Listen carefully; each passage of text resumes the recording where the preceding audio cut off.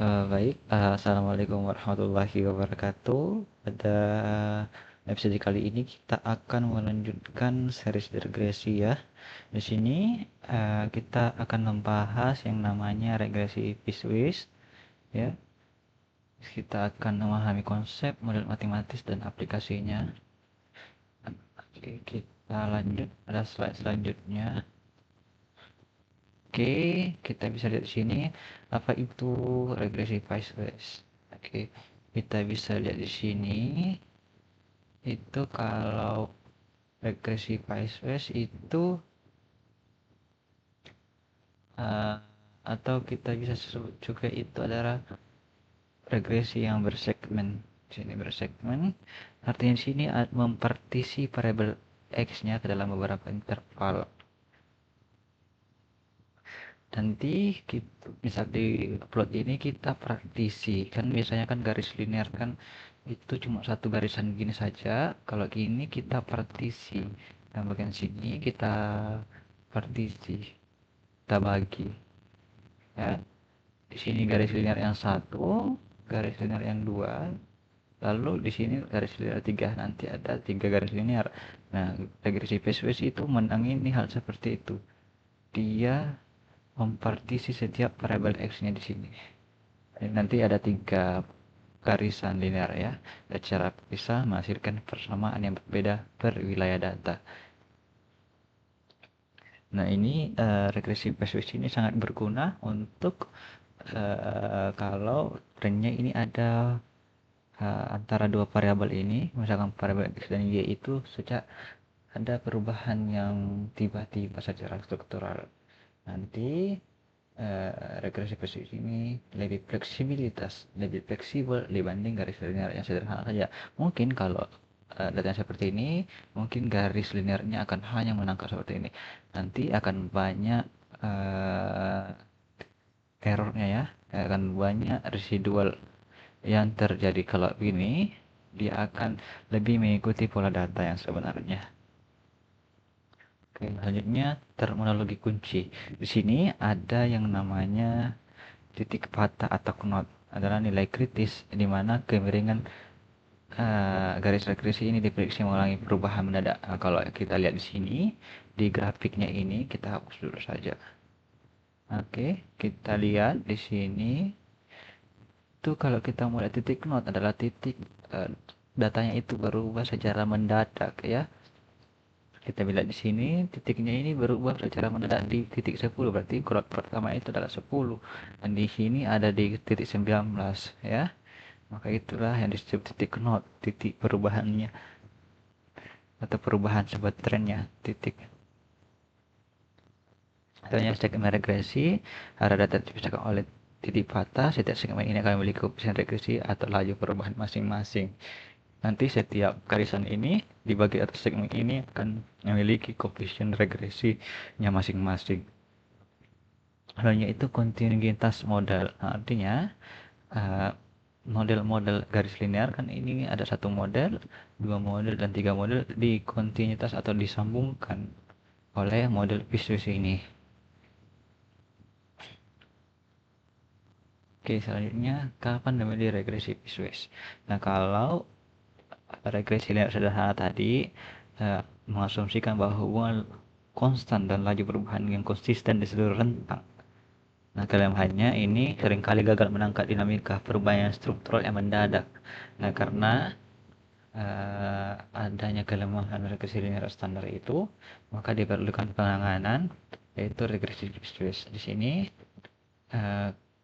digunakan ketika peneliti ini menduga bahwa terjadi struktural freak atau pergeseran paradigma yang dengan pada titik-titik tertentu seperti di angka nomor 10, titik not 10 dan titik 19 ada perubahan yang dulunya naik, nah tiba-tiba turun. Adapun model matematisnya itu adalah sebagai berikut, yaitu kalau dia itu modelnya satu titik patah atau titik not, maka modelnya seperti berikut. Itu y beta 0 ditambah beta 1 x1 xi ditambah beta 2, ini adalah parameter titik notnya x1 dikurangi c. atau itu C itu titik knotnya. Nah, satu dengan syarat D1-nya ini, yang bagian ini, D1 ini akan bernilai 1 jika X1-nya itu lebih besar daripada knot, dan bernilai 0 jika X-nya itu lebih kecil dari knot. Misal kita tentukan knotnya 5, nanti kalau X-nya di sini lebih kecil daripada 5, berarti ini otomatis akan hilang. Sedangkan kalau titik knotnya di atas 5 misalkan 6, maka kita operasikan 6 kurang 5 berarti 1. Berarti sisa B2, beta 2 dikali 1 dikali 1 dikali 1. Berarti sisa beta 2-nya saja. Ini sudah untuk interpretasi parameter. Oke, sini kita lihat besar titik patah atau knotnya. Di sini kita lihat itu titik knot ada tahun 2021 ya. Ini mulai lambat ya, agak lambat. Bagian sini sampai sini. Nah, pada saat tahun 2001 ada perubahan cukup cepat. Tahun 2000 hingga 2024.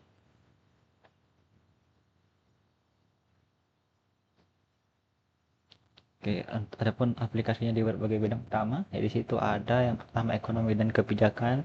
Di sini bisa digunakan untuk mengevaluasi dampak perubahan struktural dan intervensi fiskal atau kebijakan pajak baru terhadap tren pendapatan. Kalau di seperti sekarang ada intervensi terhadap dolar oleh pemerintah, kita bisa menggunakan regresi visues apakah ada perubahan yang cukup mencolok, kita bisa lihat juga. Lalu sistem ekologi lingkungan itu menganalisis respon kelangsungan hidup spesies terhadap variasi iklim setelah melewati ambang batas toleransi. Lalu itu ada farmakologi dan medis, modelkan hubungan efikasi dan aplikasi dosis respon untuk mengidentifikasi dosis aman terapeutik sebelum mencapai level toksitas kritis ya. Mungkin itu saja untuk teorinya. Kita berlanjut ke Arsidio. Nah, di sini ada studi kasus seperti biasa. Itu adalah seorang mahasiswa ingin mengetahui pengaruh jam belajar terhadap nilai ujian. Dari hasil pengamatannya, peningkatan nilai sangat cepat ketika jam belajar masih sedikit. Namun setelah melewati sekitar 5 jam belajar per hari, peningkatan nilai mulai melambat karena efek belajar tambahan semakin kecil. Oleh karena itu digunakan regresi Pace untuk membedakan dua polu hubungan yang berbeda. Kita bisa lihat di sini datanya. Saya beri nama base data ya. Oke, kita di sini terdiri atas kolom jam belajar dan nilai dari 1 hingga 150. Di sini ada 150 responden. Kita plotkan dengan nilai X-nya itu data jam belajar dan nilai Y-nya ini adalah data nilai dengan pecah 19 warna biru dan X-nya jam belajar dan nilai. Kita bisa, oke, sudah ya. Kalau kita bisa lihat di sini, kita harus menentukan namanya breakpoint atau titik knotnya tadi atau titik patah, dan kita tadi bahas di sini. Nah, kalau kita bisa lihat di sini ada kita bisa lihat titik knotnya ini ada di 5 ya. Di sini ada pergerakan yang pertumbuhan cukup cepat sampai 5, bisa 6, tergantung bagaimana perspektifnya. Bisa kita coba semua 4, 5, 6. Nanti kita bisa lihat mana titik knot yang optimal.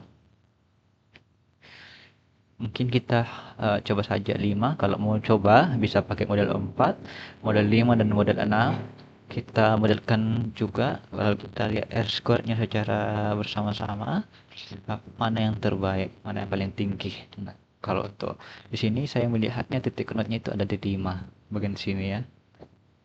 Di sini baru setelah 5 itu melambat. Kita tentukan breakpoint-nya, kita beri nama C itu sama dengan 5. Oke, lalu kita buat variabel barunya data X vs aja, X vs, dimana Pmax-nya ini kalau dibawa dari C lebih kecil daripada C itu akan masukkan 0, sedangkan kalau data jam belajarnya ini dibawa di atas dari 5, maka saya kurangkan dengan C ya, berarti tadi persamaan yang di awal tadi. yang ini ya, persamaan yang ini tadi, X kurang C, makanya tadi di situ jangan belajar dikurangi C. Kalau dia uh, lebih kecil daripada C, maka otomatis dia akan jadi 0. Makanya saya dari awal tadi Pmax 0, lalu 0, dikurangi 0, 0, X1 dikurangi C. Kayak seperti ini. Maka kita bisa lihat datanya ya. Oke, kita bisa lihat di sini. Nah, seperti lihat di sini satu dan seterusnya ini x-nya sama dengan 0 karena masih di bawah daripada titik not. Kalau kita mau lihat di sini ya. Sini kita cari yang sudah di atas 5. Nah, kita sudah bisa lihat di sini di atas 5. Ini sudah bukan 0 lagi, tapi kita kurangkan dengan nilai 5. Berarti untuk belajar 5,04 sekian dikurangi C, C adalah 5. Berarti nanti hasilnya 0,04 sesuai ya. Hingga terakhir. Oke. Lalu kita lakukan pemodelan phase space-nya. Itu kita beri nama model seperti biasa saja. Modelnya itu ln nilai dipengaruhi oleh jam belajar. Data nilai saja. Data nilai itu dipengaruhi oleh data jam belajar. Lalu kita tambah variabel yang x-nya ini. Lalu kita summary model.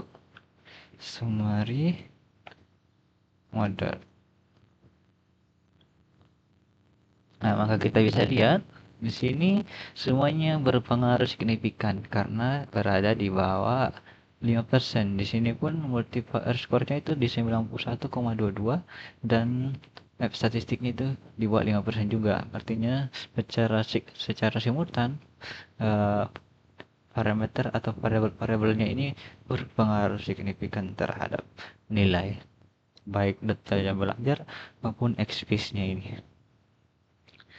Kita bisa lihat, kita bisa peroleh modelnya itu adalah kita bisa tuliskan, kita dapat Y ini sama dengan 39,9877 ditambah dengan 8,0881 X dikurangi dengan 6,4081 dikali X dikurangi 5D. Ini kita peroleh persamaannya. Nah, kalau kita mau interpretasikan di sini, kalau dia dibawa dari titik node-nya, maka data yang dibawa titik node-nya itu, jam belajar titik node-nya itu akan meningkat 8,0881 ketika X-nya meningkat atau jam belajar meningkat sebanyak 1. Dan kalau dia sudah melewati titik node-nya, maka dia akan sedikit melambat karena di sini ada tanda negatif ya. Hanya kita bisa lihat di sini prediksi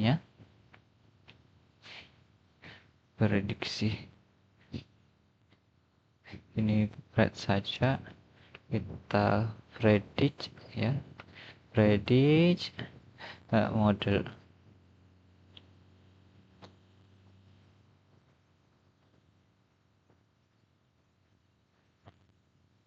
model. Oke, kita sudah prediksi, kita visualisasikan plot data yang belajar, spread deteksi. Kita beri warna merah. Oh, ini untuk anu ya, untuk plotnya dulu. Kita copy saja dari atas. Ini ya.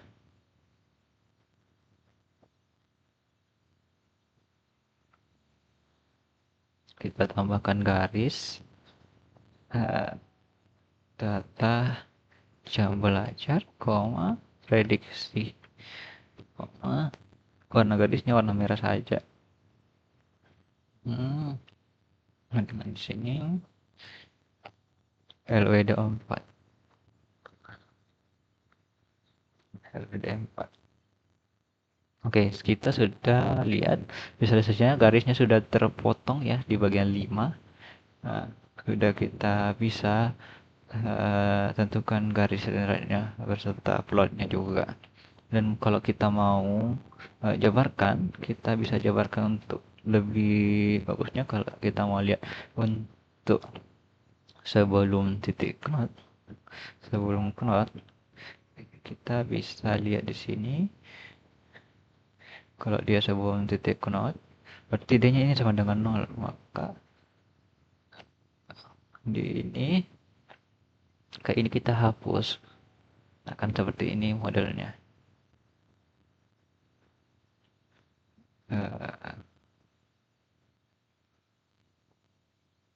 Sini 0. Oke.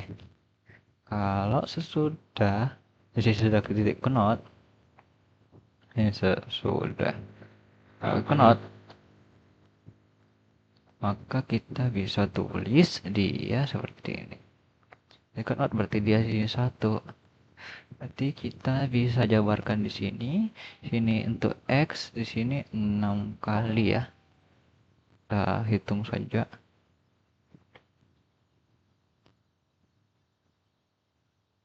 Kita hitung saja di sini. Berarti 6,4081 dikali dengan 5 ini sama dengan 32. Berarti di sini adalah positif 32,0405.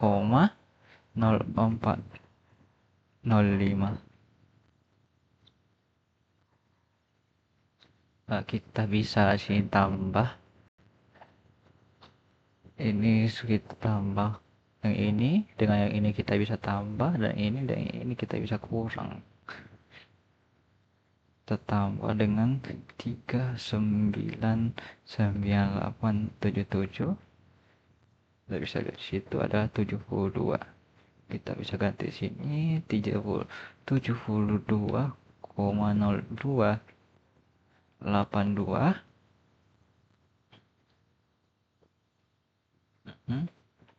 Dan kita bisa lihat di sini untuk X nya masih ada, masih bisa kita 0,0881 dikurangi 6,4081, kita 1,68.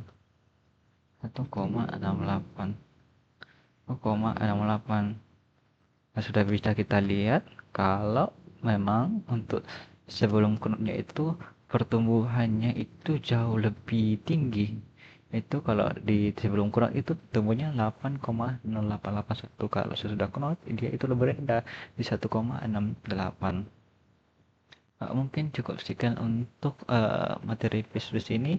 Wabillahi taufiq wa hidayah. Assalamualaikum warahmatullahi wabarakatuh.